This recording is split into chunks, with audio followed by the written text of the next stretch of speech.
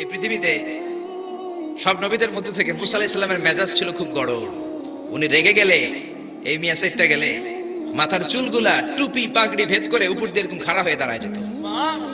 মুসা আলাইহিস সালাম বললেন, রব্বি আরিনি আনজুর ইলাইক, ও আল্লাহ আমি আপনারে দেখতে চাই। আল্লাহ বললেন, না মুসা, আমারে দেখা যাবে। আল্লাহ বললেন, দেখা যাবে না মুসাকে আমি দেখেই ছাড়বো।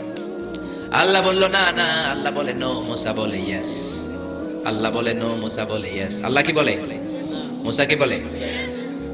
আল্লাহ বলল নো, মুসা কয় ইয়েস। ভেজাল আছে না নাই?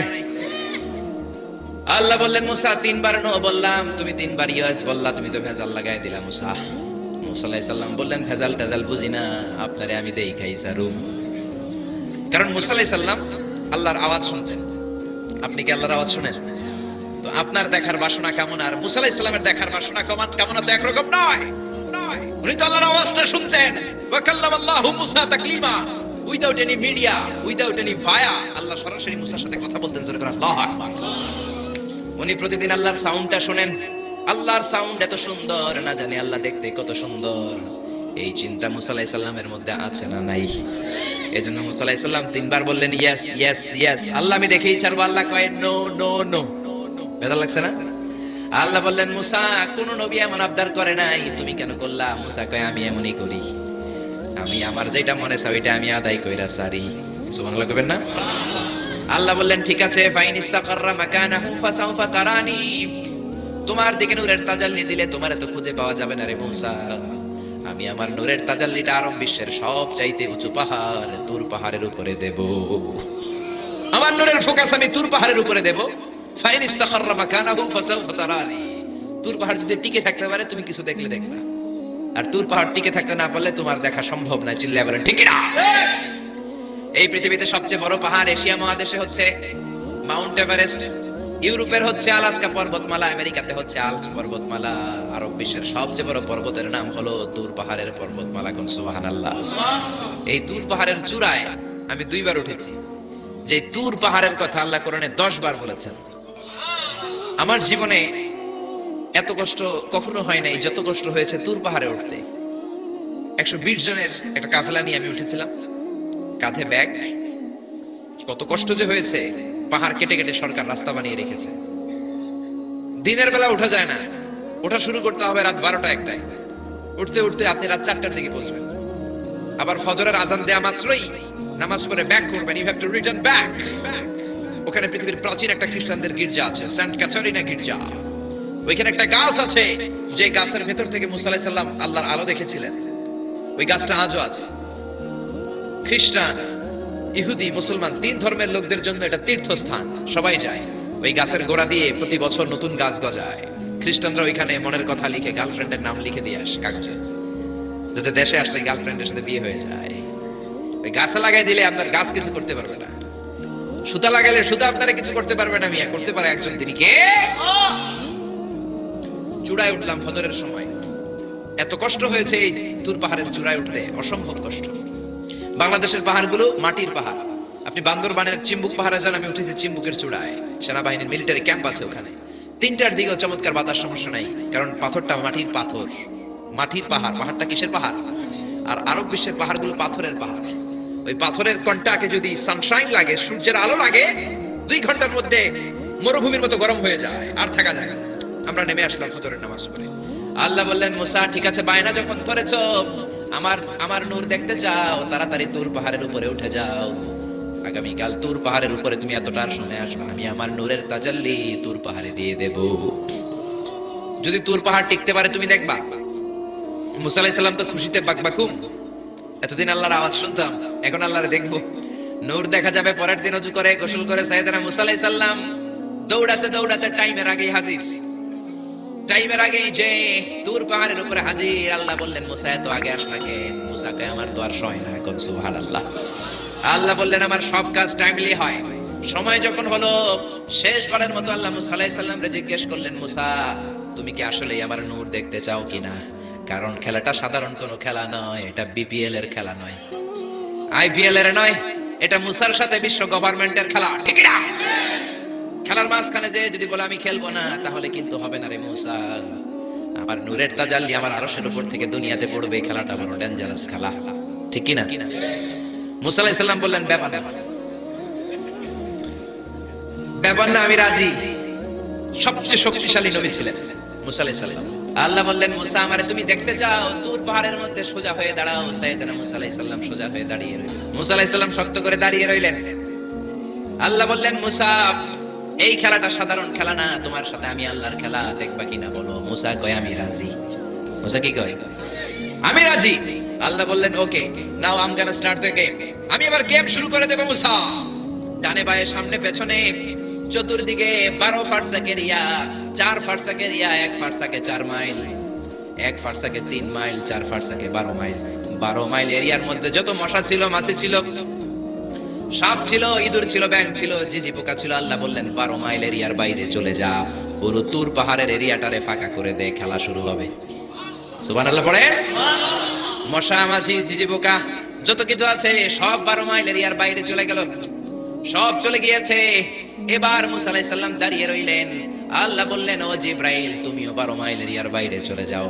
সাইয়েদনা জিব্রাইল ডেকে বলে, আল্লাহ, সৃষ্টির শুরু থেকে আজ পর্যন্ত আমিও তো তোমার নূর দেখি নাই। আল্লাহু আকবার।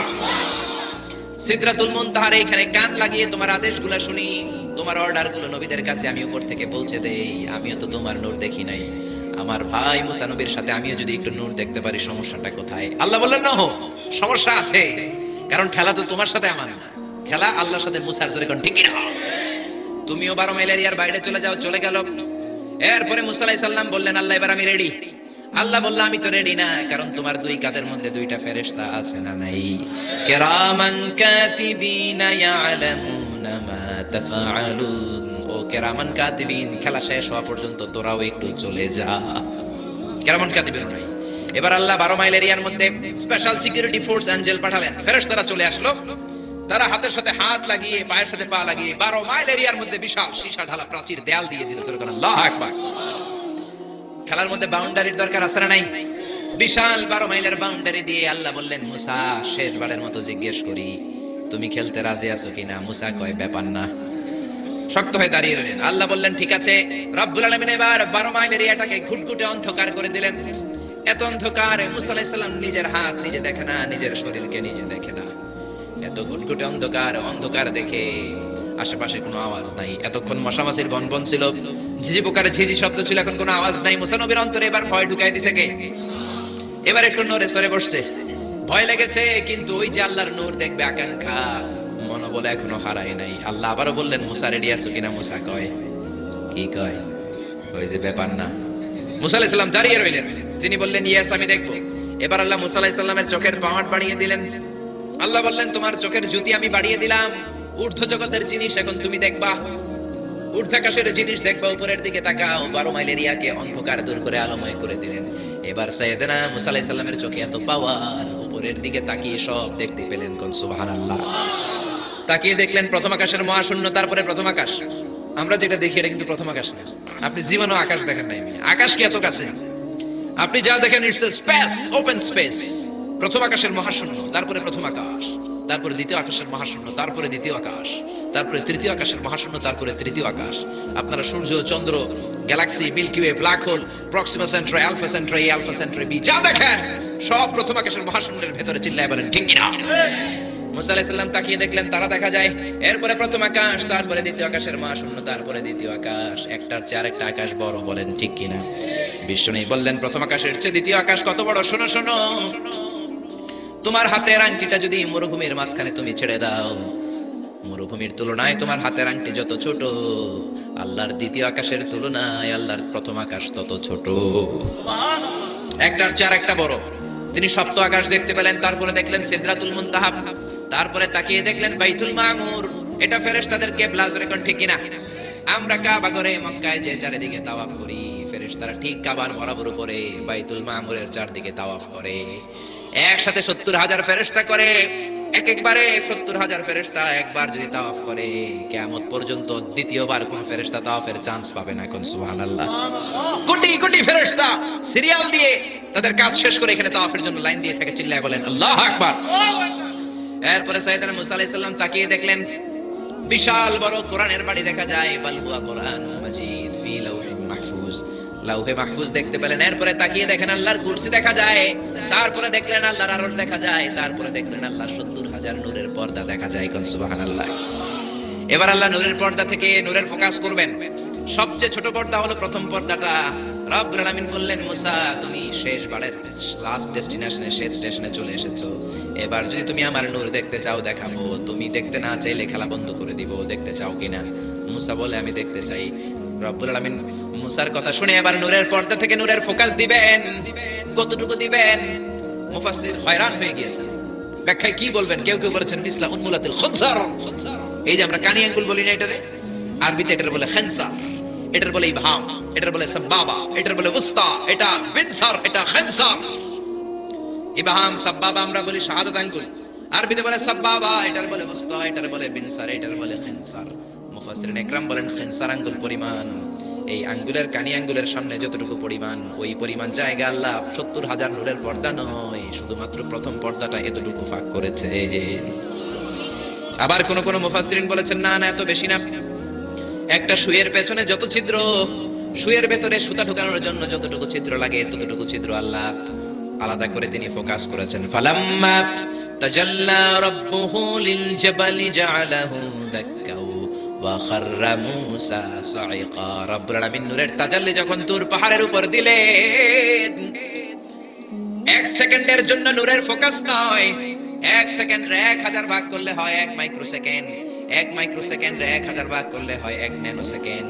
1 ন্যানোসেকেন্ডের জন্য রব্বুল আলামিন নূরের ফোকাস দিলেন। কোন সুবহানাল্লাহ। সুবহানাল্লাহ। ওই নূরের ফোকাস পেয়ে ফালাম্মা তাজাল্লা রাব্বুহু লিল জাবালি জাআলাহু দাক্কা ওয়া খাররা মূসা সাইকা, মুহূর্তের মধ্যে বিশাল সিলসিলাত তুরে সাইরা আল্লাহর নূরের তাজাল্লিতে জ্বলে পুড়ে মেসাকার হয়ে যায়। মূসা আলাইহিস সালাম কি আর দেখবে? এটা তো 1 সেকেন্ডও না। 1 সেকেন্ডে 1000 ভাগ করলে 1 মাইক্রোসেকেন্ড, 1 মাইক্রোসেকেন্ডকে 1000 ভাগ করলে 1 ন্যানোসেকেন্ড। 1 ন্যানোসেকেন্ডের জন্য নূরের ঝলক মেরেছে। ওই নূরের ঝলকে তুর পাহাড় জ্বলে যায়। সাইয়েদনা মূসা আলাইহিস সালাম বেহুশ হয়ে পাহাড়ের উপরে পড়ে যায়। কোন সুবহানাল্লাহ।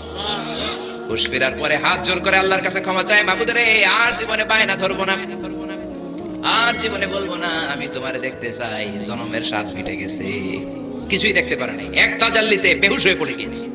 চিৎকার করে পড়েন আল্লাহু আকবার।